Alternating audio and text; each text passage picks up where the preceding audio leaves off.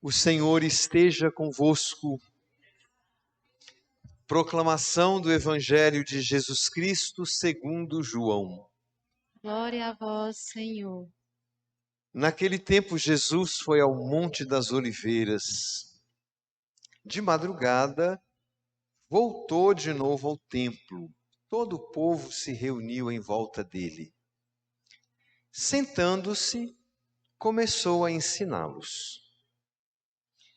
Entretanto, os mestres da lei e os fariseus trouxeram uma mulher surpreendida em adultério.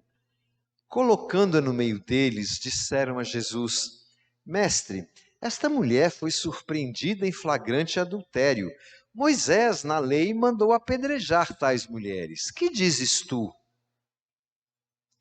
Perguntavam isso para experimentar Jesus e para ter-lhe motivo de o acusar. Mas Jesus, inclinando-se, começou a escrever com o dedo no chão. Como persistissem em interrogá-lo, Jesus ergueu-se e disse: Quem dentre vós não tiver pecado, seja o primeiro a atirar-lhe uma pedra. E tornando a inclinar-se, continuou a escrever no chão. E eles, ouvindo o que Jesus falou, foram saindo um a começar pelos mais velhos. E Jesus ficou sozinho com a mulher que estava lá no meio do povo. Então Jesus se levantou e disse: Mulher, onde estão eles? Ninguém te condenou? Ela respondeu: Ninguém, Senhor. Então Jesus lhe disse: Eu também não te condeno. Podes ir e de agora em diante não pequeis, não peques mais. Palavra da salvação. Glória a vós, Senhor. Irmãos e irmãs queridos, este quinto domingo da Quaresma do ano C nos reserva esta página do Evangelho de São João para a nossa reflexão. Coincidentemente, o fato que está colocado no cartaz da campanha da fraternidade deste ano, que nos fala de fraternidade e educação. E nós, chegando aqui nessa caminhada já de 4 semanas, da Quaresma, e tentando entender o que a igreja está querendo de nós quando fala de fraternidade e educação, nos deparamos, enfim, com esta passagem e ela cai nos nossos ouvidos quando nós também estamos ainda tentando sair de um momento crucial na história humana recente, a pandemia do coronavírus, que por sua vez desvelou para nós tantas realidades e tantas fragilidades humanas, sobretudo porque nós somos de uma geração que fomos educados pelo sistema neoliberal, sistema econômico que rege a economia mundial, e não fomos educados para sermos cidadãos do reino de Deus. Porque não combina muito a ideologia do sistema capitalista neoliberal com a prática do evangelho, como nós quisermos dizer assim. Mas em tempos normais, isso a gente nem percebe, mas no momento de crise as coisas ficam fortes. Hoje aqui na nossa matriz, à tarde, 80 pessoas participaram da tarde de espiritualidade do retiro que fizemos, buscando redimensionar um pouco a nossa vida pós-pandemia, a nossa espiritualidade pós-pandemia. E muitas dessas coisas nós refletimos aqui. Mas é interessante a gente perceber alguns detalhes que a pandemia desvela. Por exemplo, o coronavírus, ele não, de maneira nenhuma, ele foi preconceituoso e de maneira nenhuma ele compactuou com a divisão social que o sistema faz.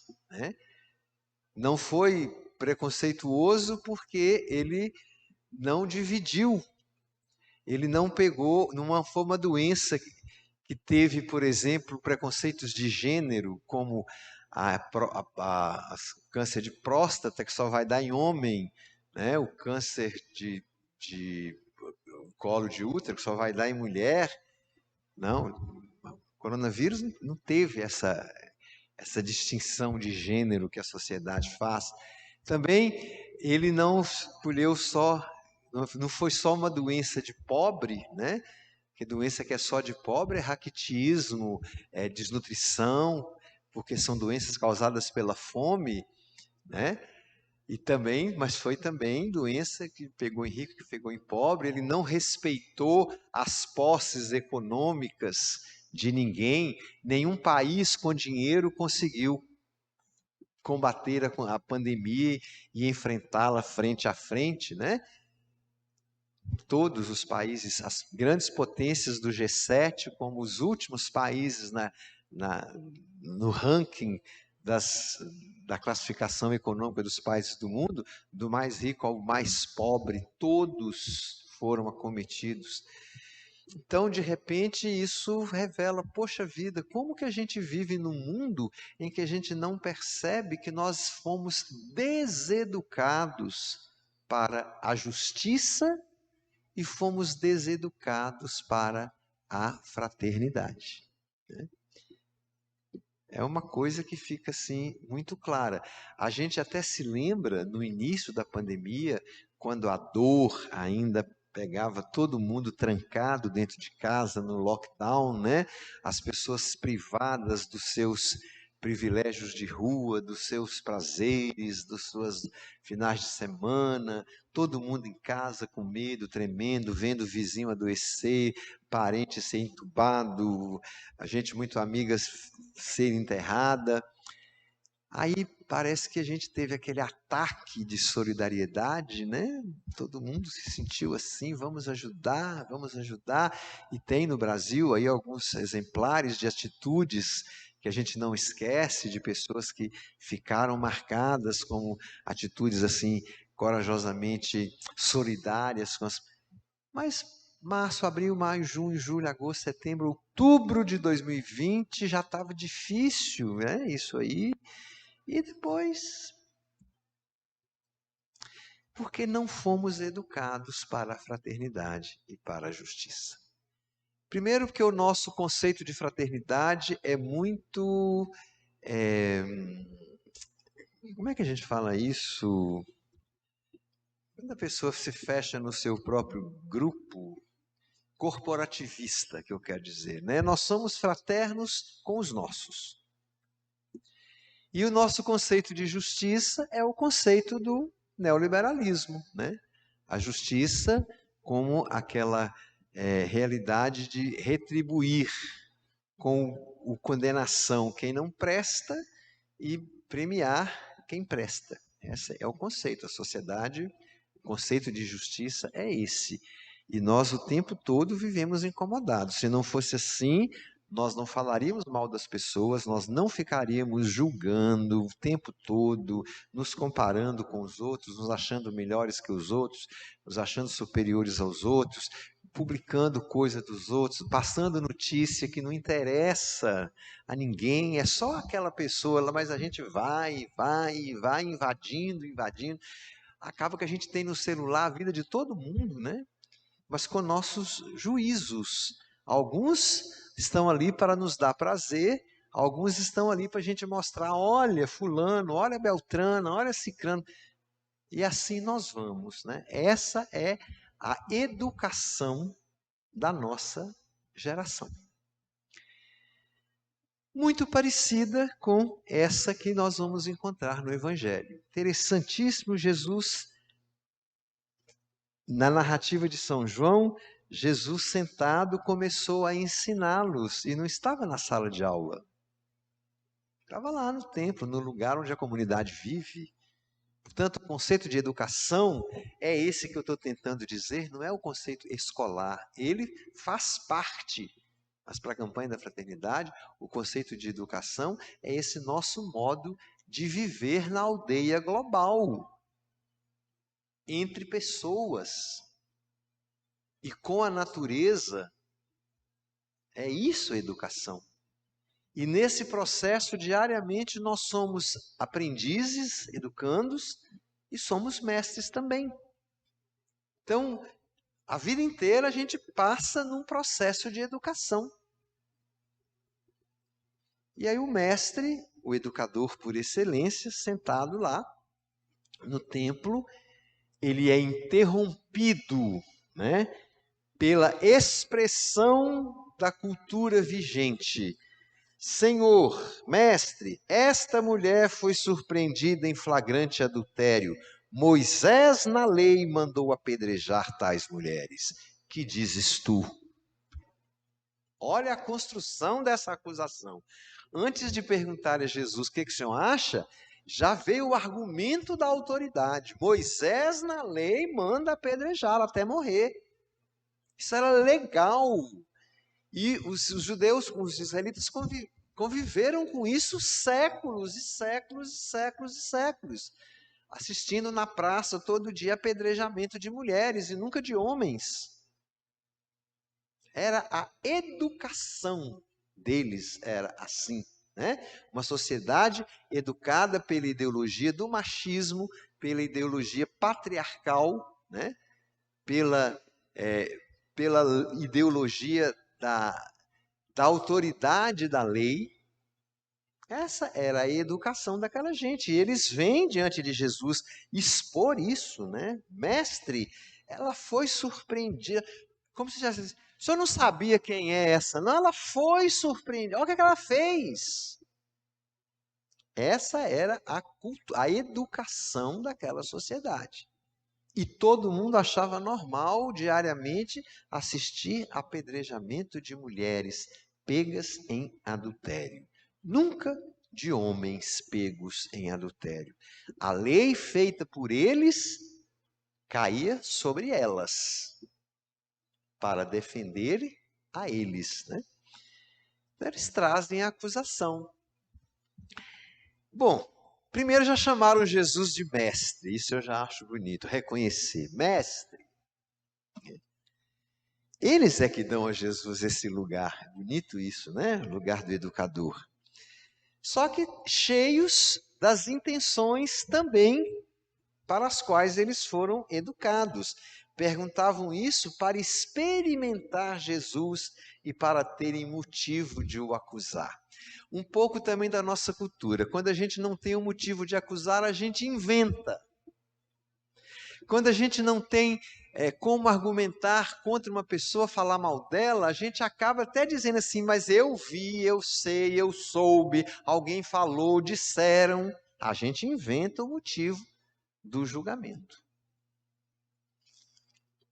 Muito da educação nossa isso.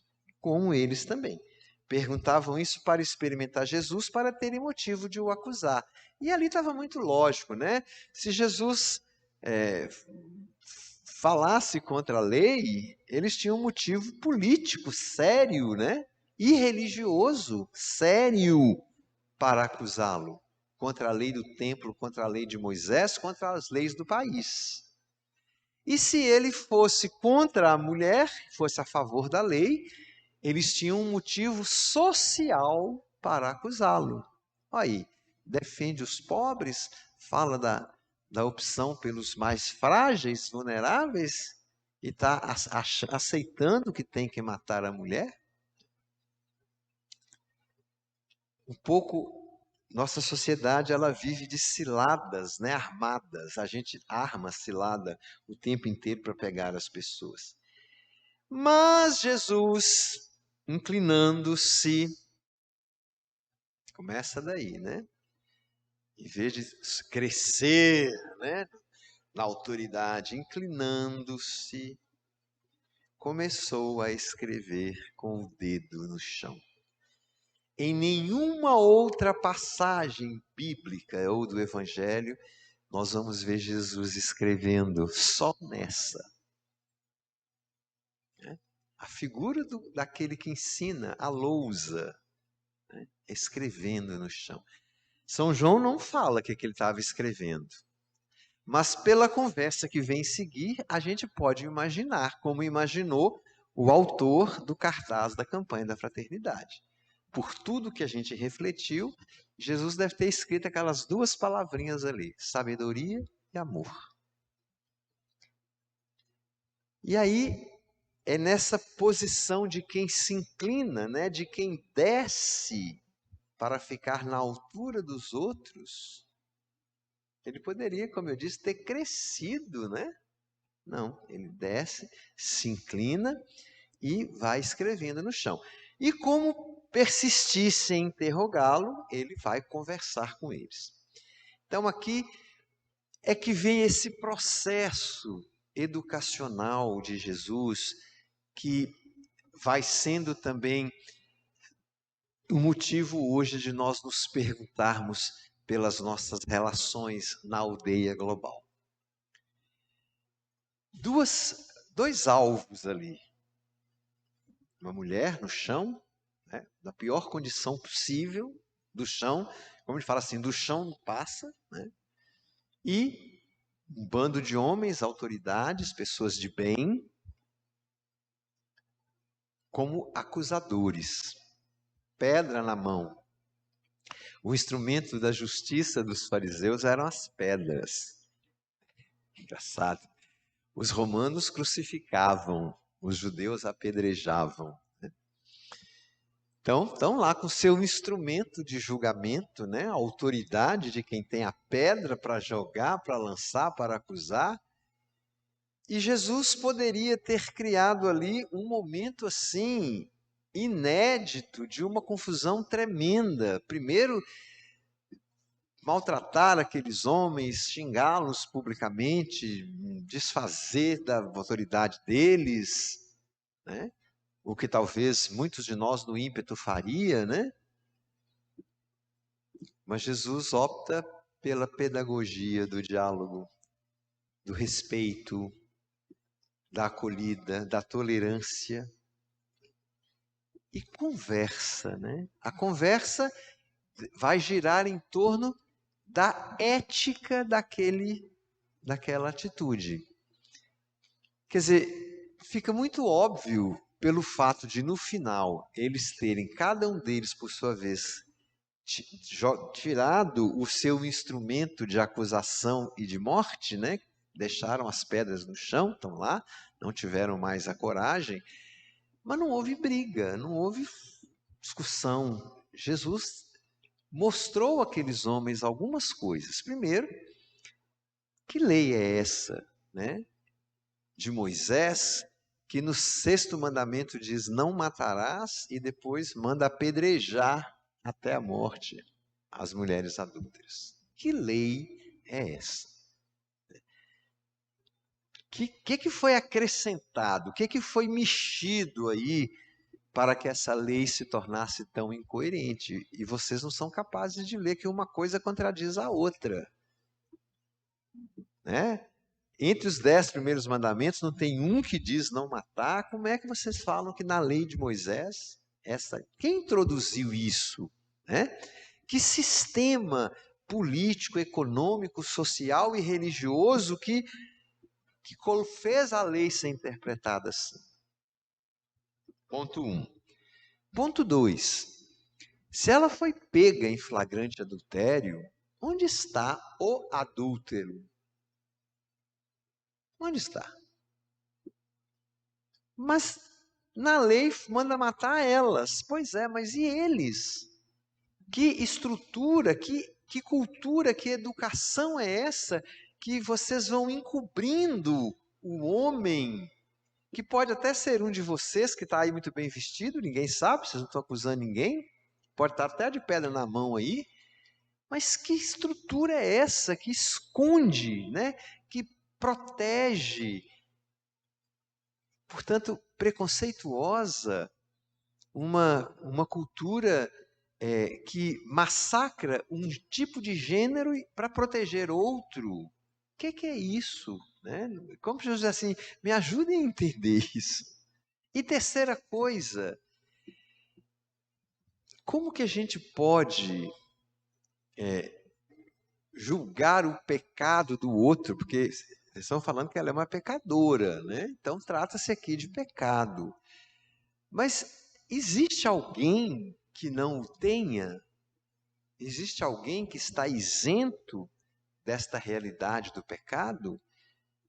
Vocês fazem tantos sacrifícios no templo de expiação, tomam um banho no sangue do Cordeiro. Pecadores. Todos são pecadores. E mesmo que, porque o adultério naquela cultura tinha duas dimensões, não era só o adultério das vias sexuais de fato, mas considerava-se adultério até o desejo impuro de alguém, né? Então, se fosse até tomar por esse lado aí, quantas vezes vocês teriam desejado a mulher do outro? Agora, vamos ser bem, como você disse assim, vamos ser menos fariseus que vocês são. Vamos ser bem honestos, né? Se alguém tem essa tranquilidade e essa autoimagem, essa autoconfiança de ser tão perfeito quanto Deus, não ter pecado, então pode jogar a pedra porque a lei garante. Pode jogar. Atire a primeira pedra. Quem dentre vós não tiver pecado, seja o primeiro a atirar-lhe a pedra. Isso tudo foi dito sem desrespeitá-los, sem bater na instituição que eles representavam, os fariseus, os escribas, os mestres da lei, os sacerdotes do templo, os anciãos do povo, os políticos, né? Sem bater, sem feri-los, porque numa educação em que as relações se constituem em cima de atitudes que ferem, nunca nada dá certo. E parece, né, ouvindo o que Jesus falou, foram saindo um a um, a começar pelos mais velhos, né? Talvez os mais velhos são os que mais tinham, na prerrogativa da lei, a autoridade para matar. Começar deles, saíram, e parece que saíram em paz, saíram tranquilos, saíram xingando, não. Deixaram lá a pedra, quer dizer, mudaram o comportamento. Porque podia ter, deixa eu levar minha pedra, porque na próxima esquina eu pego outra lá, né? Deixaram lá, desfizeram-se daquele instrumento de morte e de julgamento e foram embora. Devem ter chegado em casa e pensado um pouco nessas questões que Jesus colocou, mas sem. Jesus não fala assim, vocês não podem em nenhum momento, não. Quem tiver sem pecado, por favor, comece o apedrejamento, que a lei garante. Mesmo ela sendo essa justiça sendo injusta, mesmo essa justiça sendo eticamente comprometida, porque é uma justiça que não tem ética, né? Então tá ali alguém que com certeza falou com sabedoria e ensinou com amor. Talvez é o que está faltando nas nossas relações no mundo, nas nossas relações humanas, nas nossas relações familiares, nas nossas relações na comunidade, nas nossas relações na sociedade mais ampla, nas relações internacionais. Todo mundo acreditou que o diálogo faria com que a Rússia e a Ucrânia não tivessem nesse patamar de vidas e mortes e mortes e mortes e mortes. Mas é a cultura de uma educação que não é pronta nem para a justiça, nem para a fraternidade. Pelo contrário, ela está pronta para a competitividade. Só isso, né? Quem manda mais, quem ganha mais, é o que eu dizia hoje. Quantas guerras estão espalhadas aí no mundo há mais de 10 anos, as guerras da Síria, do Oriente Médio, do Norte, ninguém fala nelas, porque elas não mexem no poder de uma grande nação como é Estados Unidos e Rússia. Essas guerras desses outros países não ameaçam a hegemonia desses países. Mas a da Rússia com a Ucrânia, sim. Que envolve o quê? A OTAN, né? A União Europeia, o Tratado do Atlântico Norte, envolve o poderio dos Estados Unidos que quer sobrepor a Rússia, envolve a loucura do Putin, que está lá há 30 anos no poder. Então, mexe no petróleo, mexe no dinheiro, mexe no bolso, a mídia se rende a ela. Essa é a nossa educação. Então não adianta a gente sonhar com paz, porque nesse caminho não vai existir. Nessa estrutura ideológica do neoliberalismo não vai ter paz, não vai ter reino de Deus. Vai ter guerra, vai ter competitividade. Essa é a mola que move esse sistema. A gente não consegue achar uma terceira via para ela, né? Porque a gente não dá para fazer capitalismo e fraternidade. Também não dá para fazer comunismo e fraternidade. Também não dá. Porque é outro tipo de ditadura. Está lá a Rússia. 30 anos o homem está lá. Né? Então, a terceira via é a única. É a do Evangelho. Então, está aí o mestre, né, falando com sabedoria. Por que a sabedoria?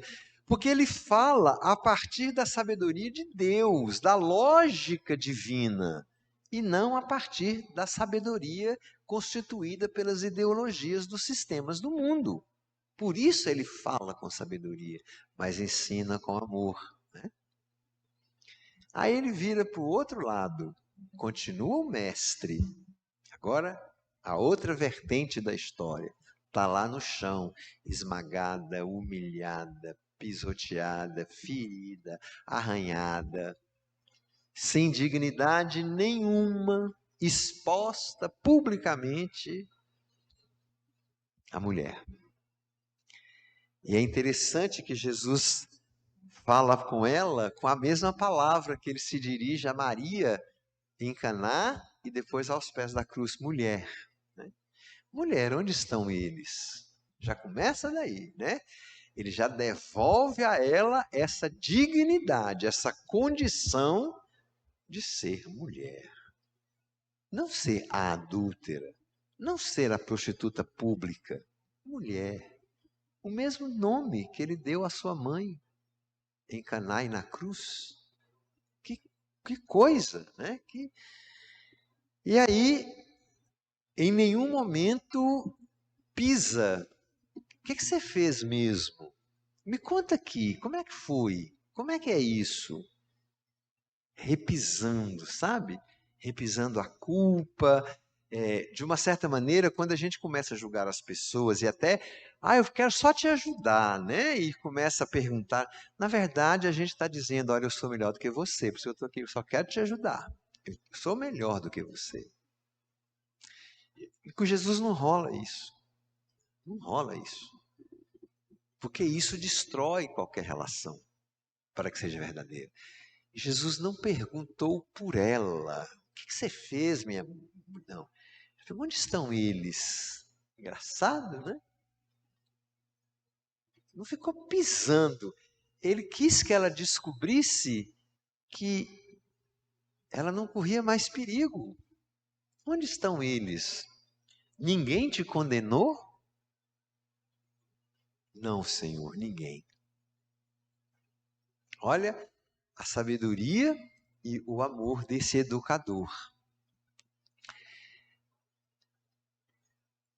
Já abriu o diálogo, né? Quem começou o diálogo foi ele. E aí ele fala para ela, eu também não te condeno, quem sou eu? Né? Eu não sei por que você vive assim, quais são a sua verdadeira história, suas feridas, suas demandas, suas necessidades, né? Quanto da sua vida você foi pisoteada, não sei de nada disso. Então, quem sou eu para te condenar? Não tenho nenhum poder para isso. Agora, podes ir.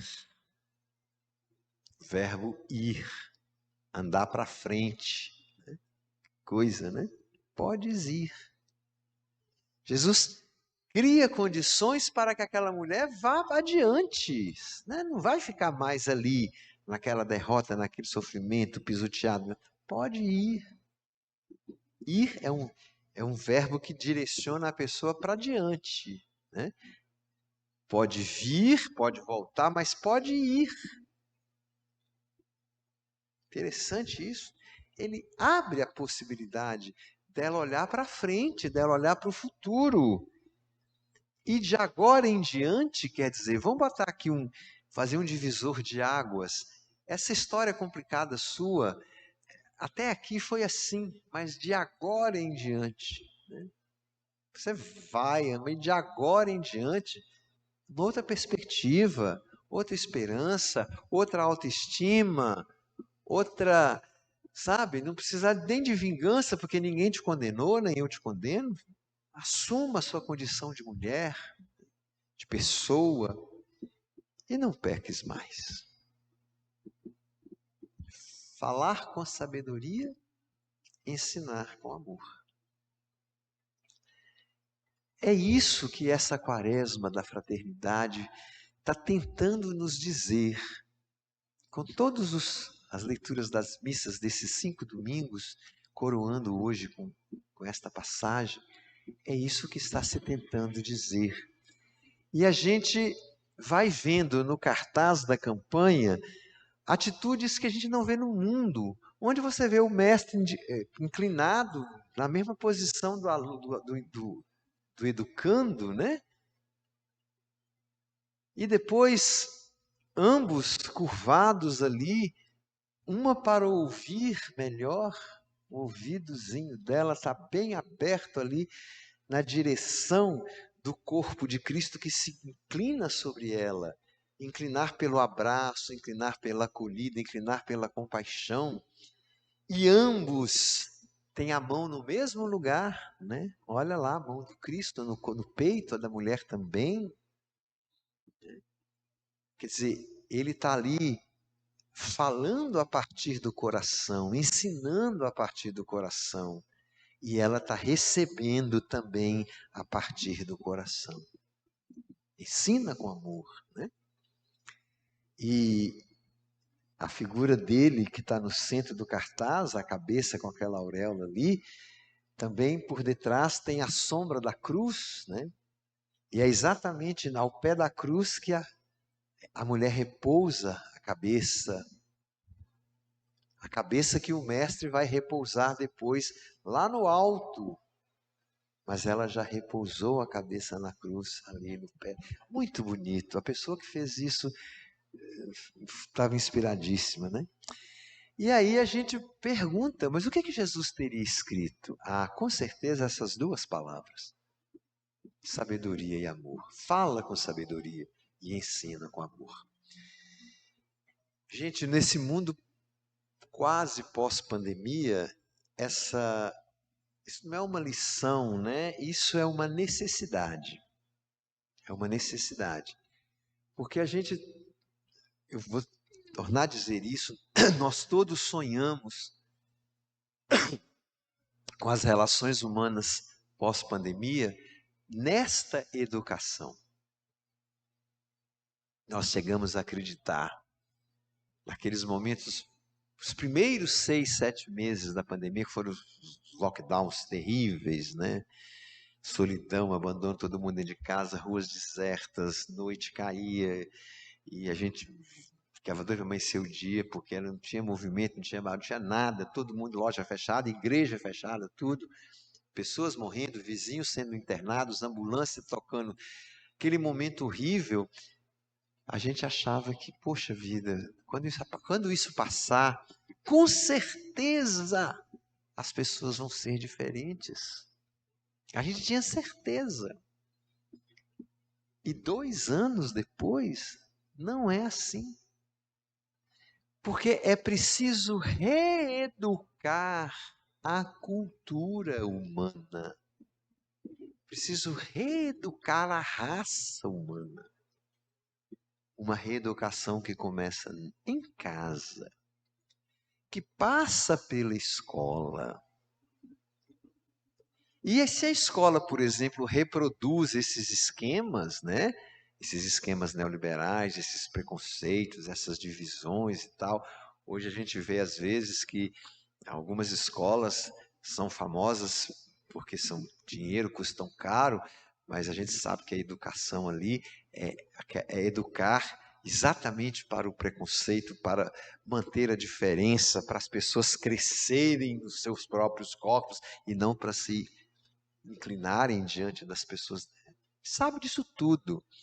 Então, a reeducação que passa pela família, que passa pela escola, que passa pela universidade, que passa pela comunidade cristã, que passa pela catequese, que passa pela sociedade, que passa pelas estruturas que comandam o mundo, né? Estruturas sociais, políticas, financeiras, tudo aí.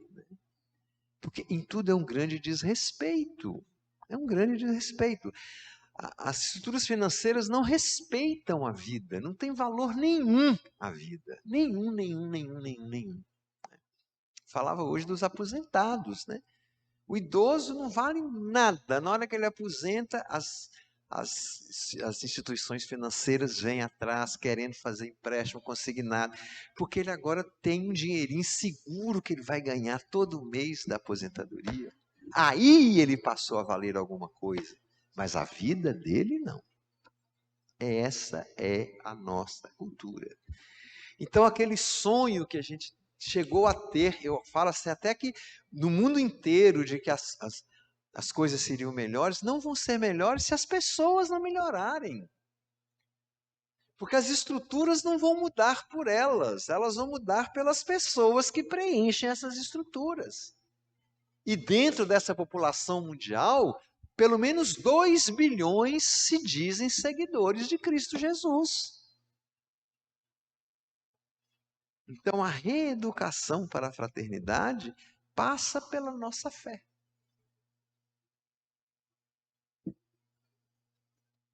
Então, a gente vai chegando na Páscoa e vai pensando, né? O que é que Jesus estaria dizendo para nós? Eu também não condeno vocês, podem ir e de agora em diante não pequem mais. Rompam, né, com essas estruturas que deturpam o conceito de justiça e matam o conceito de fraternidade.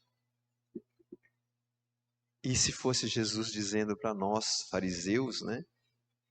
Quem não tiver pecado, joga a primeira pedra. Será que nós estamos sendo capazes mesmo de depor, deixar lá a pedra? Ou a gente, tá bom, Senhor, mas deixa eu guardar ela aqui, porque lá adiante eu preciso dela. Esse é o convite da Quaresma, gente. Nós estamos entrando na 5ª semana, sabe? Antecedendo a Páscoa. E a liturgia da palavra de hoje nos oferece esse tesouro, essa pérola para a nossa conversão, para a nossa reflexão, para o nosso crescimento, para a nossa reeducação. Amém.